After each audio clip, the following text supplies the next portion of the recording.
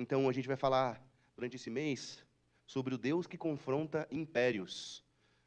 Quero te convidar ao texto de Êxodo, capítulo 1, de 8 a 14. O Deus que confronta impérios. Enquanto você está abrindo o seu aplicativo, é muito importante você saber que a palavra Egito, para os hebreus, era Mitzraim, que era equivalente a estreito, apertado ou lugar de opressão. Então, você celebra a Páscoa? Você celebra a Páscoa? Você celebra todo ano? Se você celebra a Páscoa todo ano, você já sabe, por exemplo, que a Páscoa é uma repetição daquilo que aconteceu nas pragas do Egito. Você sabe disso? A gente vai estudar novamente. Mas a Páscoa é a morte do cordeiro, o sangue aspergido nas portas, para que o anjo da morte livre o povo da escravidão do Egito. Por isso que é tão importante falar que Egito não é simplesmente um país. Nas Escrituras Sagradas, Egito é um lugar de opressão. E se você pensar em Egito como lugar de opressão, você pensa em Páscoa como saída do Egito, como saída do lugar de opressão, saída da escravidão, livramento da morte. Então, se você celebra a Páscoa todos os anos, você precisa saber que assim como a Páscoa se repete para nós, e a libertação é a celebração disso que se repete, o Egito, ele continua hoje agindo na vida das pessoas. O Egito também é um tipo de repetição. O Egito também é um tipo de lugar de opressão, de onde as pessoas precisam ser libertas. Faz sentido para você? Então tá bem. Então a gente vai ler a partir dessa perspectiva. Então, assim como celebramos a Páscoa todos os anos, a Páscoa como esse lugar de passagem, a gente também luta contra o Egito, contra os lugares e as estruturas de opressão. O texto de Êxodo, capítulo 1, de 8 a 14, então a gente agora está saindo do texto de Gênesis e entrando para o texto de Êxodo. Aliás, para aqueles que gostam de etimologia de palavras, a palavra Êxodo são dois prefixos gregos. A palavra ex, que seria ex, tá? Ex seria como aquilo que sai, lugar de saída. Por exemplo, ex-namorado. Não é ex, ex, um lugar de saída. Então, é o prefixo grego, é uma preposição grega que é ex, de saída. E rodos. Rodos é a palavra grega que seria mais ou menos o equivalente à rodovia, à estrada, à passagem. Então, êxodo é a união desses dois prefixos, ex, rodos. Saída em direção a um lugar, ou saída de um lugar de opressão. Então, êxodo é ex rodos, ok?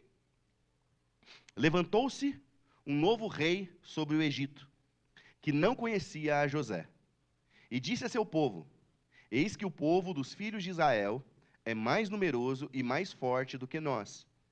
Vamos agir com astúcia para que não se multipliquem.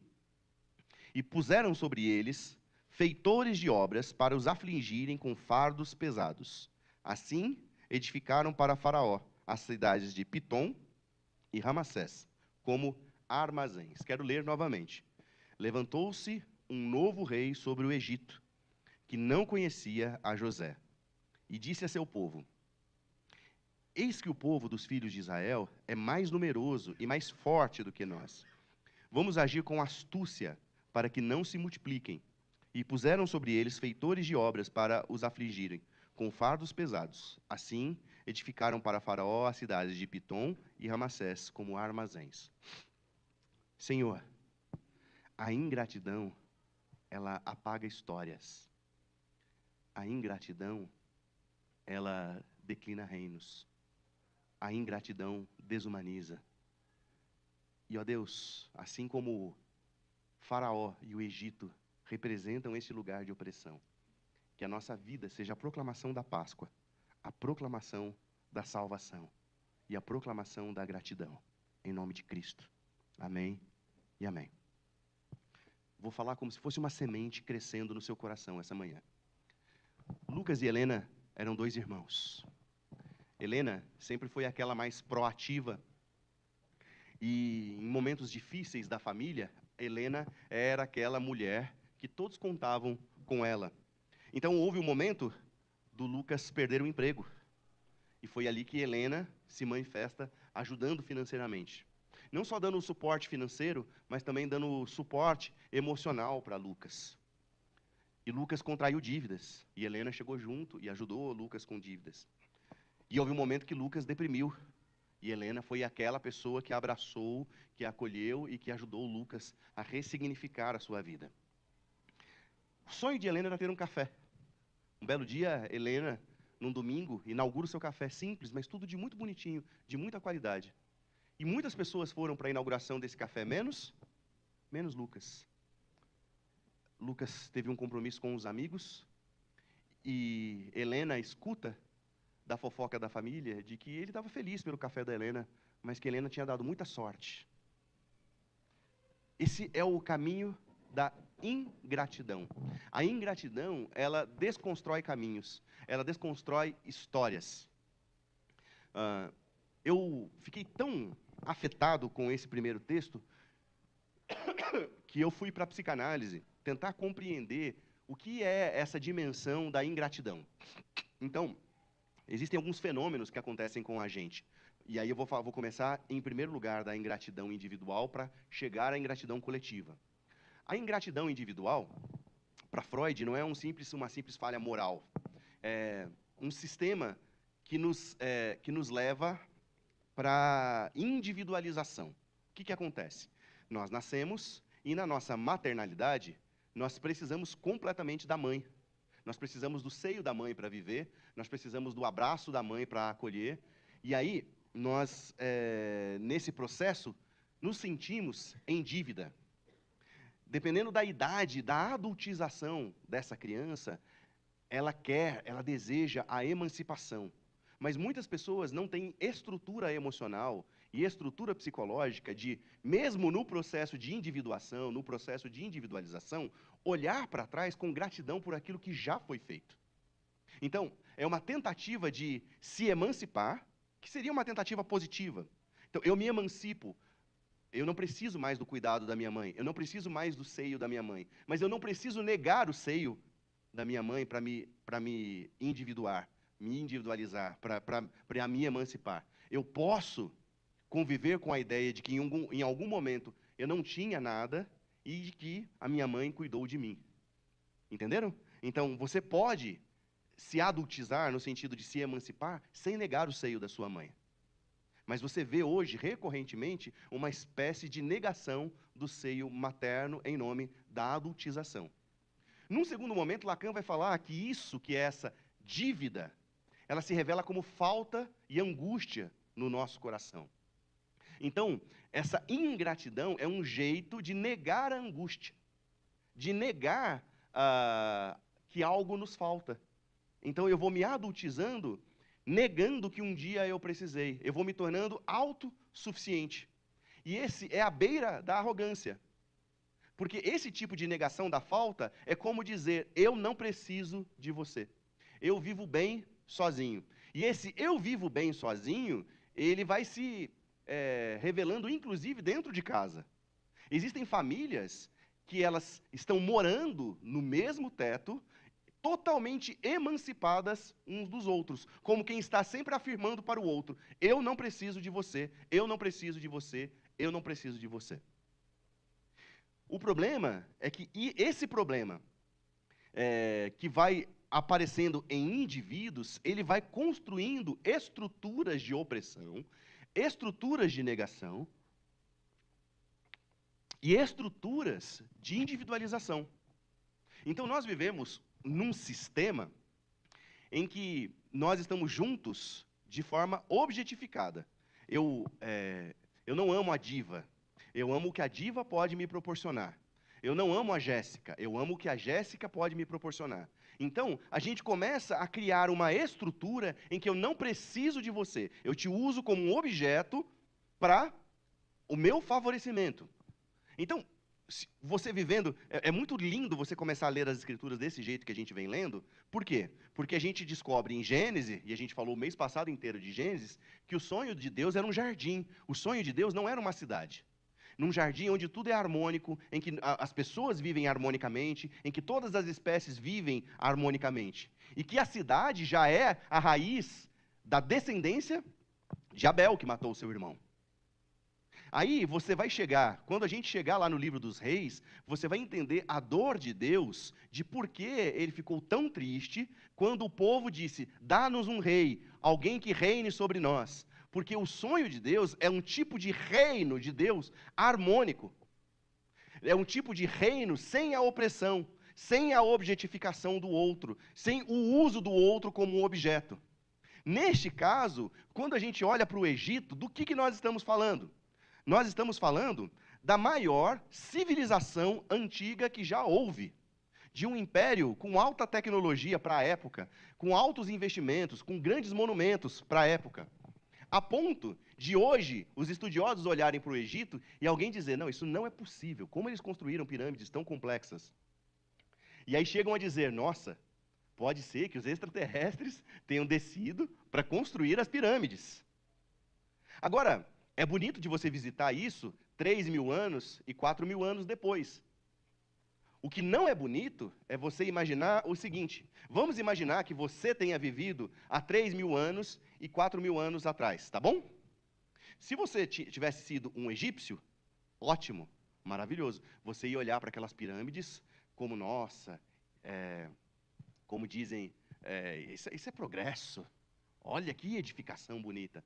Mas se você não fosse um egípcio, como que você ia olhar essa pirâmide? Como símbolo de opressão. Porque toda a civilização egípcia, ela é marcada por qual tipo de trabalho? O trabalho escravo. Você consegue imaginar como foi para os escravos a construção daquele tipo de edificação, daquele tipo de pirâmide? Por mais que pareça algo monumental e você possa olhar para aquilo e diga: nossa, que coisa mais linda, isso aqui é a evolução da sociedade. Você consegue imaginar o preço? Eu vou tentar fazer você imaginar o preço, tá? Nós temos aqui bastante gente com filhos, então me dá um tchauzinho novamente, todos aqueles que têm filhos aqui. Acho que vocês vão compreender. Vamos imaginar que para que aquela pirâmide estivesse de pé, tivesse trabalho da Helena. Entendeu? Tivesse trabalho do João e da Maria. Está entendendo? Entendendo, Valéria? Então, aquilo que parece uma grande edificação em nome do progresso, na verdade, é um estado demoníaco.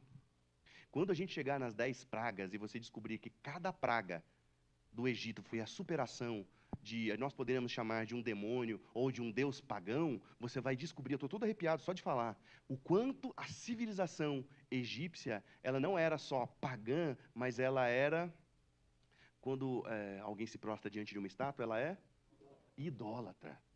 E quem era o maior alvo da idolatria? O próprio faraó. Por isso a gente pode facilmente aqui fazer um paralelo entre Apocalipse capítulo 13, da besta que emerge do mar, e o faraó egípcio, ali do primeiro capítulo.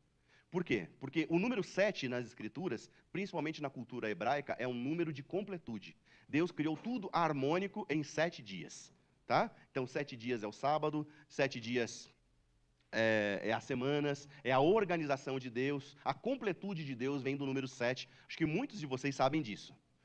O que vocês não sabem é que quem foi feito na numerologia judaica no 6º dia é o homem. Mas e o 6 que quer ser 7? Pensa comigo numa dízima periódica, tá? 6,666666666666666 6,666666 é o homem que quer ser 7. O homem que quer ser pleno, é o homem que quer ser Deus.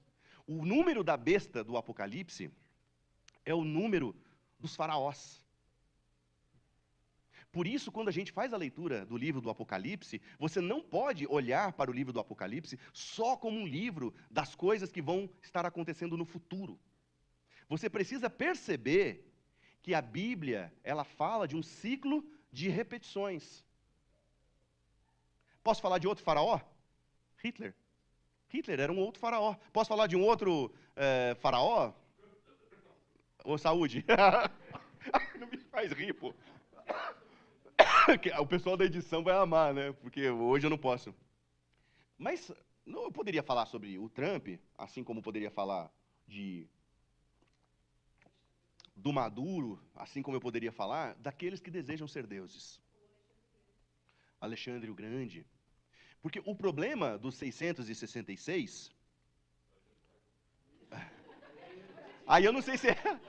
Aí eu não sei se é o grande, eu não sei se é o pequeno, se é o médio. O meu maior desejo, gente, é dar a vocês capacidade de interpretação, para que vocês façam suas próprias interpretações. E é óbvio, gente, que eu tenho as minhas interpretações, tá bom? E eu nem quero, hoje eu não falo mais para não dar polêmica, mas eu nem quero te convencer das minhas interpretações. Eu só quero dar capacidade intelectual, capacidade, conhecimento, para que vocês possam fazer suas próprias interpretações. Mas a besta que emerge do mar, ela continua a emergir do mar sempre. É isso que vocês não percebem. E que a salvação de Deus é a libertação dos sistemas de opressão. Porque para o faraó no Egito, aqueles homens se tornaram tijolos. Então, todo homem que começa a tratar o outro como um número, todo homem que começa a tratar o outro como um objeto, todo homem que começa a tratar o outro sem a devida dignidade, todo homem que não trata o outro pelo nome, ele é um tipo de besta do Apocalipse. E eu vou falar para vocês que hoje está cheio de besta. Parece que muitas bestas emergiram do mar ao mesmo tempo. Essa é a sensação que a gente tem. Quando a gente está fazendo esse paralelo entre o Egito e entre a libertação, que é a Páscoa. E o que é o reino de Deus? Ô, louco, o povo está animado, as crianças lá. O reino de Deus é um reino que é a expressão da salvação de Deus para os menos afortunados, para aqueles que não desejam oprimir os outros, para aqueles que desejam tratar os outros com dignidade. O reino de Deus é chegado para um leproso. O reino de Deus é chegado para uma prostituta. O reino de Deus é chegado para um cobrador de impostos. O reino de Deus é chegado a um pescador. Então, o paralelo entre o Egito e o reino de Deus é um paralelo entre reinos de opressão e reinos de libertação. Como assim, gente? Como assim o rei do Egito não conheceu a José? Como assim? Para com isso. Não tem como esquecer a José. José salvou a civilização egípcia da fome. Como décadas depois não se lembra de quem foi José? Os reinos de opressão fazem isso. A gente começa a reproduzir o mesmo tipo de emancipação que a gente quer fazer da nossa mãe, a gente começa a fazer no Estado, de forma estrutural. A gente começa a negar o outro, negar a dignidade do outro, em nome da minha autossuficiência. Então, eu sou autossuficiente, eu não preciso de você. Eu sou autossuficiente, eu não preciso do sistema. Eu sou autossuficiente, eu não preciso. E quando eu vou falando, eu sou autossuficiente, eu não preciso, eu sou autossuficiente, eu não preciso, quando menos eu percebo, eu me tornei um faraó. A gente tem discutido. Agora, eu fiquei com raiva de Deus, agora estou melhor com Deus. Primeiro que assim, vamos lá. A ingratidão não apaga o que foi feito, tá? Então, se você, por acaso, fez algo por alguém e esse alguém não te recompensou com a devida gratidão, entrega isso como oferta a Deus e diga: Senhor, eu fiz, está entregue para ti como uma oferta. Recebe como oferta. Mas o segundo momento que eu ia discutir é o contrário, da gente se tornar ingrato. E da gente discutir que tipo de gente a gente quer ser. Que tipo de gente a gente quer ser como igreja. Que tipo de gente a gente quer ser como Inova. Então, eu estava discutindo com alguns líderes da igreja, discutindo, conversando, aí de corredor e tudo. E em algumas igrejas, você é só um número. Em algumas, nem número você é. Você é alguém que frequenta um produto religioso. E neste exato momento, na própria cidade de Suzano, nós temos reunidos pessoas em torno do que é ser igreja e pessoas em torno do que é ser faraó. Neste exato momento. Por isso que é importante você entender a leitura como arquetípica e não só como uma leitura daquilo que vai vir. E a gente está pagando um preço hoje, e talvez seja um preço alto, por afirmar: nós não queremos uma estrutura faraônica. Nós não queremos perder a essência do que a gente quer ser como igreja. E eu não sei se vocês estão entendendo do que eu estou falando. Por exemplo, eu vi a notícia 2 semanas atrás de um pastor de igreja no Brasil que está montando um banco. Está montando um banco. Segundo a justificativa dele, esse banco serve para financiar projetos do reino de Deus. É isso que a gente precisa? Eu estou ouvindo bem? Vocês Eu não sei se eu estou conseguindo me fazer compreendido, porque este pastor é um pastor evangélico. Esse é um pastor que transformou a igreja, que se tornou famosa por causa da sua família, em uma franquia. E ele transformou essa igreja numa franquia, e depois de transformar numa franquia, hoje, se você quiser participar dessa franquia, e se você tem um pouco mais de poder aquisitivo, nessa mesma franquia você pode ter um lugar que é um lugar VIP. Very Important People. VIP. Desde que você pague. Então você não precisa, por exemplo, se relacionar com as pessoas. Você pode chegar por uma porta lateral, você tem um banheiro exclusivo. Gente, a gente está continuando a falar de Faraó. A gente continua a falar de um sistema. E um dos líderes que escolheu não estar com a gente hoje, que levou um sem número de pessoas junto, tem a ver com um jeito de ser célula para a multiplicação, e é óbvio que a gente quer que a célula se multiplique, mas um jeito de ser célula para a multiplicação que nos levaria, no final das contas, para o mesmo lugar. Então a gente não pode se esquecer quem nós somos. A gente não pode negociar a nossa identidade em nome do número, porque nós somos do reino de Deus. Nós somos do reino de Deus como aqueles que têm a razão, como aqueles que estão certos. Não! Nós somos do reino de Deus porque eu quero continuar chamando Petrônio de Petrônio, chamando pelo nome, olhando nos olhos com a mesma dignidade. Ele flamenguista, eu palmeirense, com as nossas rivalidades, mas com nossa compaixão. Eu quero continuar a chamar Eloir de Eloir, mesmo não concordando com tudo que Eloir faz e mesmo que ela não concorde com tudo que eu faço. Mesmo não sendo exatamente iguais a ela, porque estes são os valores do reino de Deus que nos trouxeram até aqui. Então, sim, a nossa discussão, quando a gente entra no tópico do Egito, nós estamos falando sobre estruturas. Nós não estamos simplesmente falando de uma metáfora ou de um menino que foi achado num cesto. Não, a gente está falando sobre sistemas de opressão. Agora, Deus ouve o clamor daqueles que clamam por justiça. Queria que você abrisse em Êxodo capítulo 2, 23 a 25. Clamaram os filhos de Israel por causa da servidão, e o seu clamor subiu a Deus, e Deus ouviu. Lembrou-se da sua aliança, olhou para os filhos de Israel, e atentou para a sua condição. Clamaram os filhos de Israel por causa da servidão, e o seu clamor subiu a Deus. Deus ouviu, lembrou-se da sua aliança, olhou para os filhos de Israel e atentou para a sua condição. Está sendo lindíssimo fazer essa leitura de Apocalipse à noite, e essa caminhada bíblica de dia. Uma pena a gente não conseguir gravar nos dois períodos. Porque tem um tempo, em Apocalipse, que a oração daqueles que são oprimidos, a oração daqueles que sofrem, ela é queimada como incenso diante de Deus. Porque as pessoas que vivem o sofrimento, elas têm uma sensação diante da sua impotência de que as suas orações não estão sendo ouvidas. E ali no Apocalipse, o texto vai dizendo que essas orações são como incenso diante de Deus. E aqui o processo de libertação começa como escuta. Deus ouviu. Deus ouviu.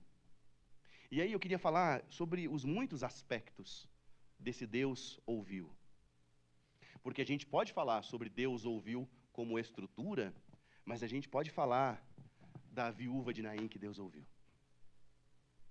A gente pode falar sobre o leproso que cai diante de Jesus e diz: eu sei quem o Senhor é, e se o Senhor quiser, o Senhor pode me purificar. Começa na escuta. A libertação é a libertação de um Deus que ouve. Agora, por que Deus não ouve Faraó? Deus não ouve Faraó porque ele não precisa de Deus. Porque quando ele se apresenta, a última praga do Egito é a vitória sobre o próprio Faraó, que era uma divindade egípcia. Não sei se vocês se lembram, né? Que a morte dos primogênitos. Então, por que Deus não ouve a Faraó? Porque Faraó não precisa ser ouvido, ele já é Deus. A vitória para o reino de Deus é a vitória das impotências. Aqui eu queria fazer uma pausa para falar sobre as nossas impotências.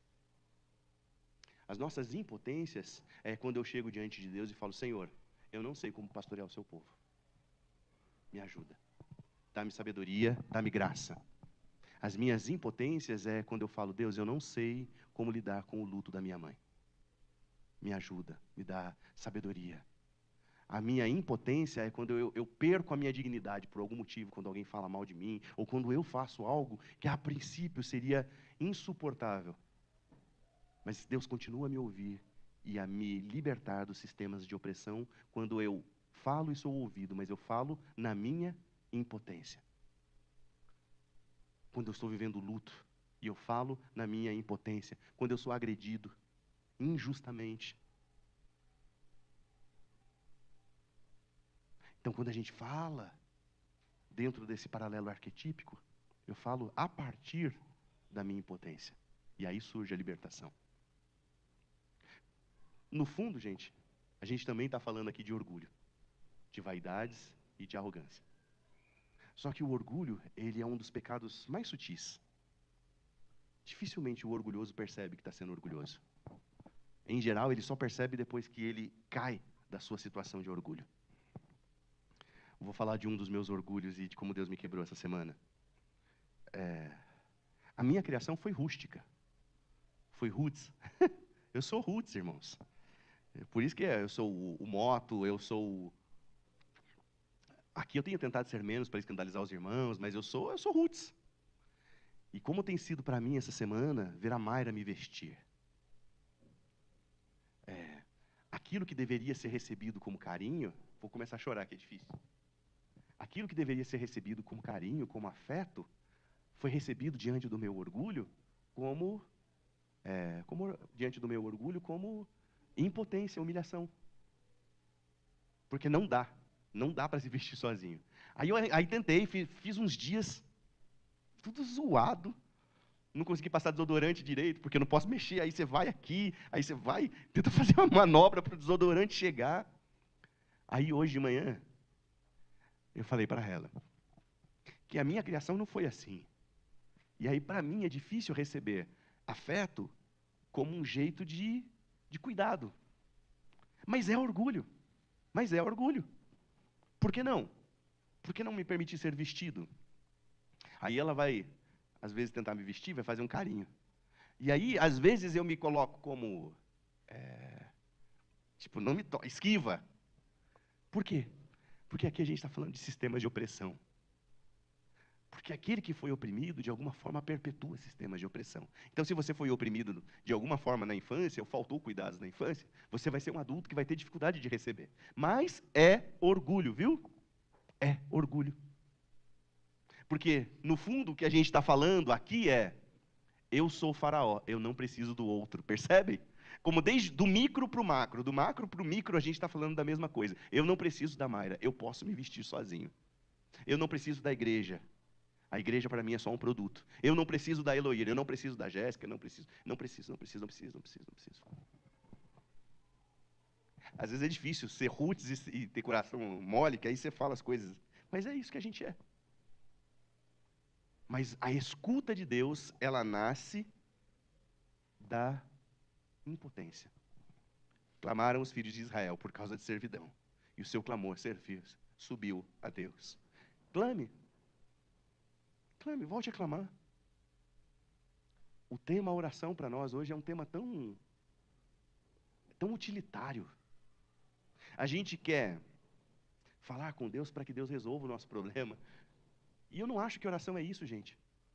Às vezes a oração é simplesmente um lugar de fala e um lugar de escuta.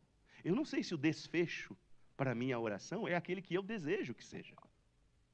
Mas Deus está falando: você aqui tem um lugar de fala e eu tenho um lugar de escuta para você.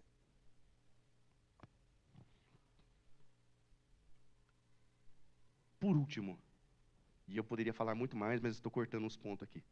Vocês discutam nas células. Aliás, se você não frequenta uma célula, de alguma forma eu entendo que você tem os seus afazeres, mas talvez você esteja também dizendo: eu não preciso de vocês. A libertação de Israel não é apenas espiritual. Inclui saída da escravidão, posse da terra, identidade, lei e dignidade. A libertação de Israel não é apenas espiritual. Inclui saída da escravidão, posse da terra, identidade, lei e dignidade. Por isso que o Evangelho também é ação social, é justiça social. Por isso que o Evangelho é amor na prática. Por isso que o Evangelho é o exercício da humildade. E é a prática do respeito mútuo. É por isso. O livro do Êxodo começa com uma verdade que atravessa os séculos. Deus ouve o clamor dos oprimidos e se levanta contra os arrogantes. Não há faraó que dure para sempre, não há sistema que ele não possa derrubar. E a missão do povo de Deus é continuar essa história. Ser Moisés na margem do Nilo, ser voz diante do trono, ser presença nos becos, onde se grita por liberdade. Amém.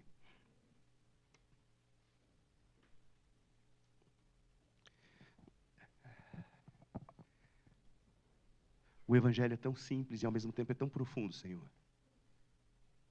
Porque é profundo, porque reconstrói a nossa identidade em Ti. A nossa verdade em Ti. E é tão difícil a gente reconhecer o nosso orgulho. É tão sutil a nossa arrogância. Alguns de nós, vieram de sistemas de opressão.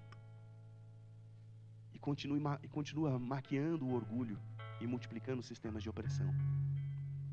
E isso é Egito, Senhor.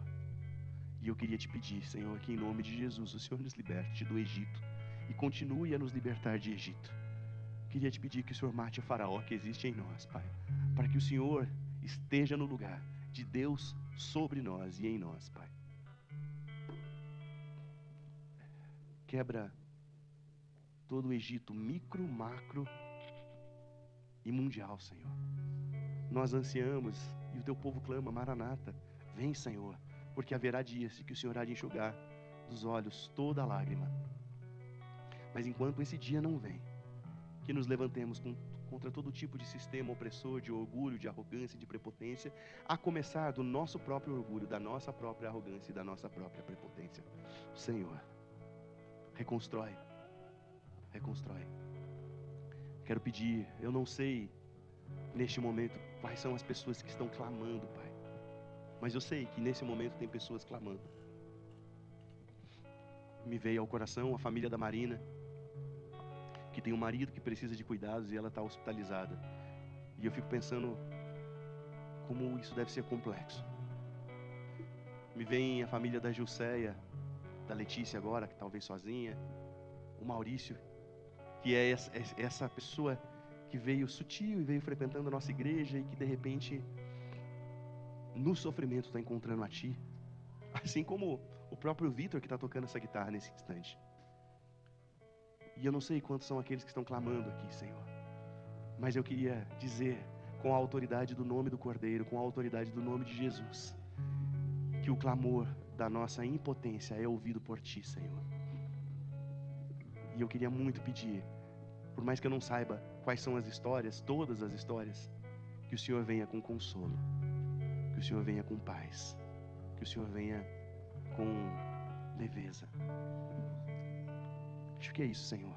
Também nos coloco como igreja. A gente não tem o poder de olhar para o futuro. E eu não sei quais são as sementes que vão germinar. Mas dá-nos sempre a esperança de continuar plantando, Senhor. A Tua palavra nos ensina. Não nos cansemos de fazer o bem. Porque no tempo certo nós vamos colher, se nós não nos desfalecermos. E esse é o pedido. E essa é a oração. Dá-nos olhos espirituais para acreditar que um dia essas sementes que a gente continua a plantar vão germinar para a honra e glória do Senhor, contra todos os sistemas faraônicos. Igrejas ligadas à causa do amor, da justiça, mas da fraternidade, da necessidade uns dos outros. Que o Senhor te abençoe e te guarde, meu irmão, se você é este que clama. E é este que clama diante da sua impotência. Que o Senhor faça resplandecer o seu rosto sobre ti e tenha misericórdia de ti. Que o Senhor sobre ti levante o seu rosto e faça transbordar o seu shalom, a paz que excede o entendimento. E que esse amor de Deus que rompe contra todas as estruturas, a graça de Jesus, a comunhão e o consolo do Espírito Santo esteja sobre essa igreja e sobre toda a igreja de Jesus espalhada na face da terra. não somente hoje, mas para todo sempre. Amém e amém.